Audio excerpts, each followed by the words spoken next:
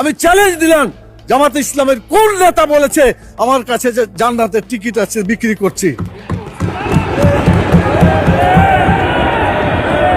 মাননীয় প্রধানমন্ত্রীকে জবাব দিতে হবে কেন তিনি এটা বলছেন। আমার হাতে তো এখনো রক্তের দাগ নিয়ে লেগে আছে। এই মতিঝিলে 19 দিন ছিলাম রিমান্ডের মধ্যে।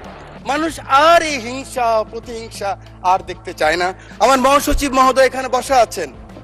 আমরা আল্লাহর আইন চাই, আপনারা আল্লাহর আইনের বিরোধিতা করবেন না বলেছেন। অতএব আসুন বাংলাদেশে মানুষের আইনের কবর রচনা করে কোরআনের আইন প্রতিষ্ঠা করি রব্বুল আলামিন। অ্যাডভোকেট ফজলুর রহমান গতকালকে সংসদ কাঁপিয়ে তুললেন। আজকে টকশোতে দেখলাম এক ভাই বলতেছে ফজলুর রহমান নিজেই যুদ্ধ অপরাধী। ইন্টারেস্টিং না? আজকের ভিডিওটিতে আপনাদেরকে তুলে ধরবো। আজকের ভিডিওটিতে এমন কিছু সংসদের আলোচনা আজকের ভিডিওটিতে আপনাদেরকে তুলে ধরবো যে ভিডিওগুলো দেখলে পরে আপনার কানকে সরাতে পারবেন না, আপনার চোখকে সেই ভিডিও থেকে সরাতে পারবেন না। এটিএম আজহারুল ইসলাম চমৎকার বক্তব্য দিলেন প্রধানমন্ত্রী তারেক রহমানকে উদ্দেশ্য করে।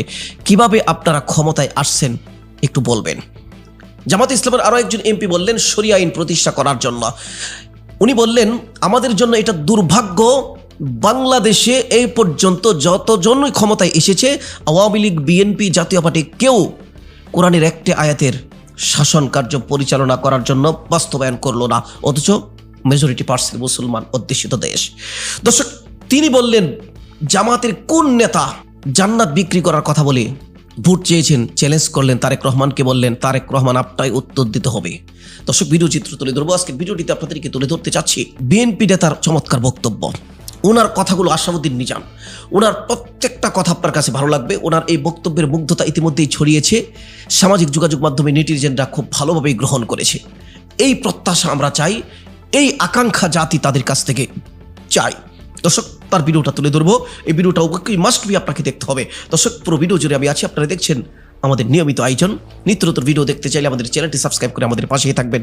তো চলুন কথা না বাড়ি ভিডিওর মূল পর্ব শুরু করা যাক। দর্শক, ফজলুর রহমান উনি নিজেই যুদ্ধ অপরাধী, ভিডিওটা একটু পরে তুলে ধরছি। এবং প্রধানমন্ত্রীকে উদ্দেশ্য করে যেই চ্যালেঞ্জ ছুড়ে দিলেন জামাত ইসলামের এমপির, এই ভিডিওটা একটু পরে তুলে ধরছি। প্রথমেই আসুন আপনাদেরকে আশরাফুদ্দিন নিজাম বিএনপির এই নেতার অসাধারণ বক্তব্যটা তুলে ধরি।